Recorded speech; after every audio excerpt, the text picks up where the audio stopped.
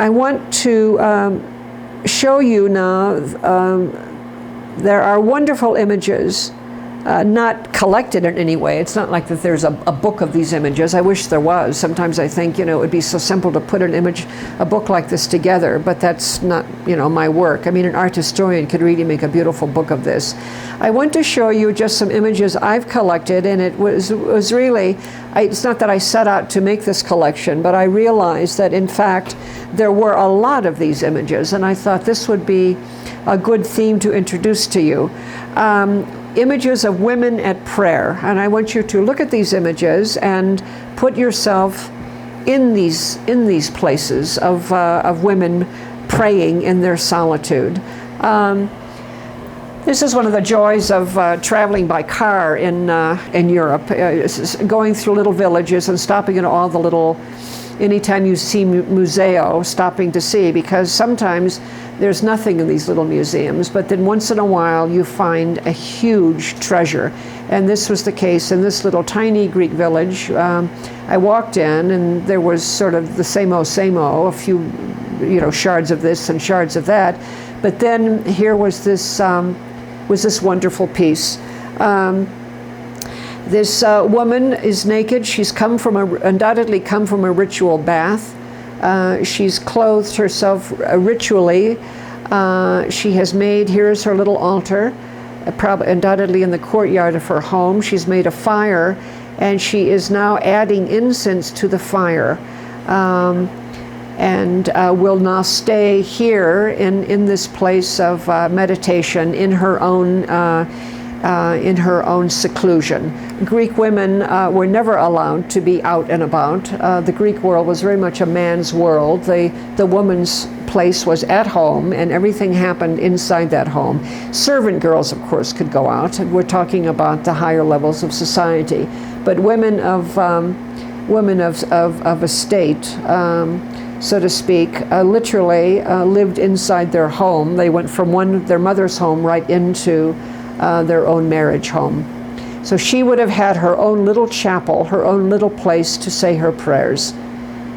And I want you to just look at these now and just think of yourself and your own private places, your own private times, your own places where you are utterly alone. No one is watching. You're not talking to anybody. You're not going to tell anybody about what you're doing. Places unto and times unto yourself. A beautiful image from the Coptic world, which is the Coptic people were the Christian. The Copts were originally in Egypt, still are. They're much denigrated now and set upon by the Muslims in Egypt, and have been, of course, for hundreds and hundreds of years. Scholars say that the Coptic language, which is still intact, and people are trying to save it, but of course as the Copt people die out and are persecuted by the Muslims, who knows how much longer it can last. But scholars say that the spoken language that the Coptics use is as near as we'll ever get to hearing what ancient Egyptian sounded like. So that's interesting in itself. But for our purposes, this beautiful image of a mother and a daughter praying side by side. The simplicity of this. And this is a contemporary piece by a woman from Puerto Rico, a woman in her own solitude. The light from above coming down, but side by side with the light from above, also the darkness. Wherever there is light, there's going to be darkness on either side of the light. And both are equal. It's not one is better than the other, so to speak. What's interesting about this, that these are all dark angels. So the dark angels over here are exactly the same angels as the light angels over here, and then the dark angels again. Our angels are ever with us in our moments of solitude. But this is the flow of this is quite elegant. This movement forward and then the doubling back. So you notice that the women coming this way, moving toward the temple, have empty vessels. You see how they're carrying their empty vessels, this beautiful Just a nice, easy walk into the temple, how graciously they move into the temple. And it implies that they are going into the temple because temples served also as granaries, places where grain was kept safe so that everyone, it could be distributed to everybody in times of duress so that nobody in a community would have starved. And this woman has filled her pot of grain or oil or even sacred honey, sacred wine, and is now coming back round the pot. But this beautiful rhythm of movement forward, the implied in the emptiness of the vessel, the implied filling, and then the movement back with the, so that the going into the temples just in terms of our daily needs is a beautiful, beautiful concept. And this is all, these sheaves are sheaves of wheat, so that's what makes me think that they are, that this is about autumn, that the grain has been collected and is now stored in the granary, and that people are coming forward to get their share, their communal share of it. And some of the fabulous frescoes at the great palace of Knossos in Crete. The women in procession going forward with their gifts to the sanctuary.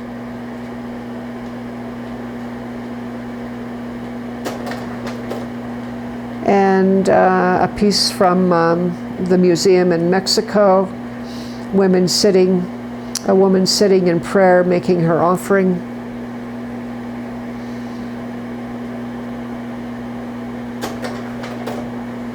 Women dancing in an Etruscan tomb in the area, the Etruscan area just north of Rome.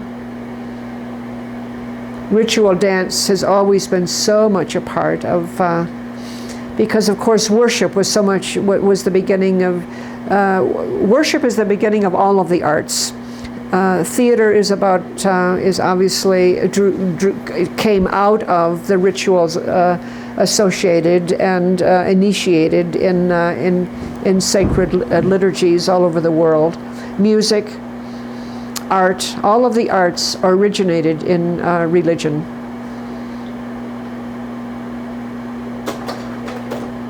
This beautiful little round dance. This has been, for the purposes of this, this is actually a photograph from a postcard.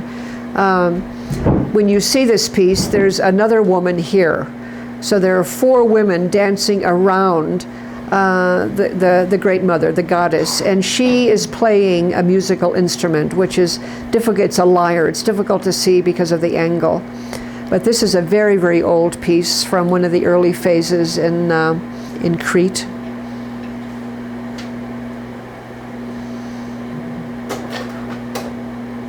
And this, of course, contemporary piece, Matisse's one of the 2 paintings that he did of, he simply calls The Dance.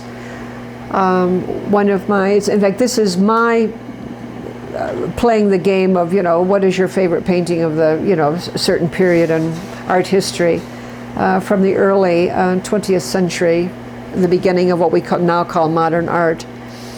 The simplicity and elegance of these women dancing at the very edge of the earth, this upheaval of earth pushed up, like earth, the female pushed up into the male sky, the heaven and earth, and there at this place where heaven and earth so nakedly meet, this beautiful, beautiful round dance of these 4 women at the edge of the earth.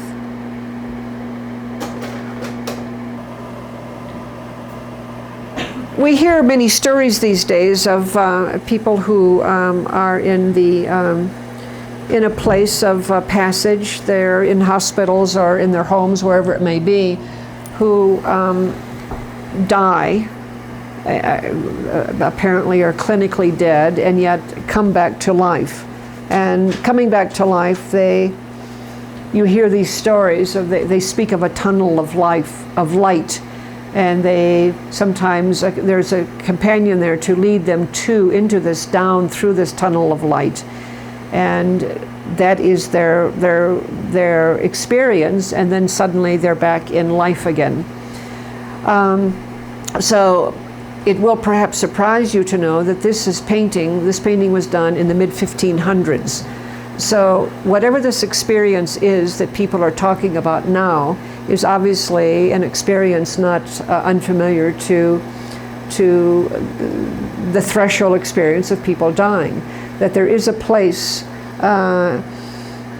beyond that moment of death which seems to people exactly what you see painted here, and then they come back. So whatever this, however you want to think about this or pray about this, it's obviously your gift to do so. But this is a tiny detail of a very large painting by Hieronymus Bosch, who painted in the 1500s. And the area down here, energy happening down here, are angels guiding the people up to this threshold. It's like they're waiting their turn, and then the angel moves them into this tunnel, moving toward light. Now, whether this is who knows, maybe this is a vision that the artist himself either had or heard of in his own time. But it's just interesting that this tunnel of light is an image that is talked about in terms of the movement over the threshold from life into afterlife, however we define that. Another image we have of movement toward the end, the edge, however you want to verbalize it or imagine it in your own imagination. This is another image that we have. This is from the work of William Blake, the great artist of the 1800s, English artist of the 1800s, also, of course, our great poet, one of our great poets of the English language, I mean. This is, in fact, based on the vision in the Old Testament of what's called Jacob's ladder. Jacob is wounded or falls asleep, and during his sleep he is wounded. And in this place of woundedness has a vision of perhaps, again, near-death experience. And he sees heaven opens and angels ascending and descending. This beautiful, we've talked about the circle, the spiral, as being obviously images, earliest images of people's understanding of the movement associated with the Great Mother, the mother of all that is from the beginning of time, this movement back into time, coming out of the unknown aboriginal beginning, passing in time and out of time. And some images of bliss, or again, in time, in entry from this world into the next world. A beautiful, beautiful embroidered piece of Muhammad taken up into fire came down from heaven, and he ascended into heaven in this halo, in this nimbus of flame. His face covered, like Moses' face covered, with a cloth, so that his glory is hidden from us. This is a mosaic from early Christian time, from the 5th century. It's in Ravenna, one of the great mosaics in Ravenna. The hand of God coming down, reaching down to embrace the hand of someone at that moment of death, and pulling the person from life into everlasting life. And some images of bliss, of the end, from Egypt. The understanding that the divine animals who so powerfully, the peoples lived among so powerfully and worshiped during life, are also present after death. So much so that in the Egyptian Book of the Dead, having passed through and having been judged worthy to enter everlasting life, in the judgment hall of Osiris, the first thing the deceased person, in this case a woman, does is she has brought offerings to all of the divine animals, and she goes round paradise, so to speak, and makes obeisance to all of the divine animals. So here she is with Binu. Now we all began almost with the Binu bird. We're ending with the Binu bird. So here is the divine Binu bird, the beginning of creation and the outside time, and now outside time again, in this place of perfect harmony, perfect bliss. But look at this composition with the Binus. It's a great heron, of course. The heron laying back this gorgeous, gorgeous feather, and this line of movement between their eyes. So now, when growing up Catholic, the first official instruction we get in the Catholic Church was simply, in those days, called the Penny Catechism. And one of the questions in the Penny Catechism is something like, who made you? God made me, and it goes on and on for a few pages. And then one of the last questions is, and why were you made? What are you moving toward? I forget exactly how it was stated. And the answer is that we have been created for the beatific vision, so that we were born ultimately to move through this life and return to the place of the beatific vision. So this place of beatitude, this place of vision, and the vision, this understanding of the vision is eye to eye, that indeed we have come from the Godhead, whatever language you want to use, and that we achieve this place of absolute perfection of gaze. So here is divine Anubis, sent by Osiris to welcome the dead person, in this case a pharaoh.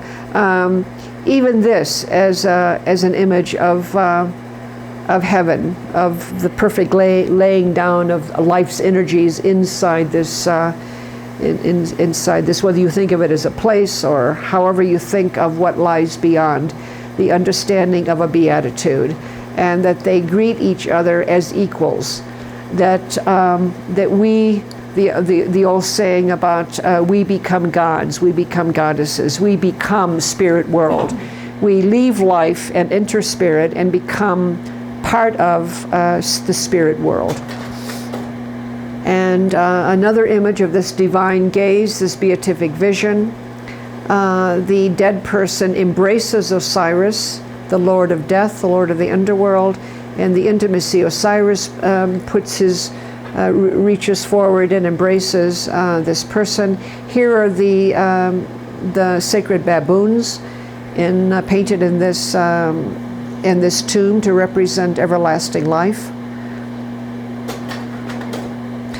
And this is the last image I'm going to show you. It is from what is today called Sicily, that bottom part of Italy. This piece, I think, is from the 500s or 600s. Like many of these statues, it's lost its head.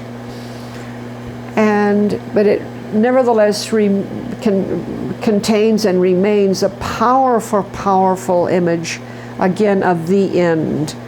And the title is Night, Holy Mother Night, Suckling, Sleep, and Death. So, see her hand under the child's foot here, and then of course under supporting this child, so that whether we are sleeping night after night or whether we enter into the final sleep, we do so resting in her arms, suckling life and suckling afterlife. A beautiful, beautiful image. Night, suckling, sleep, and death.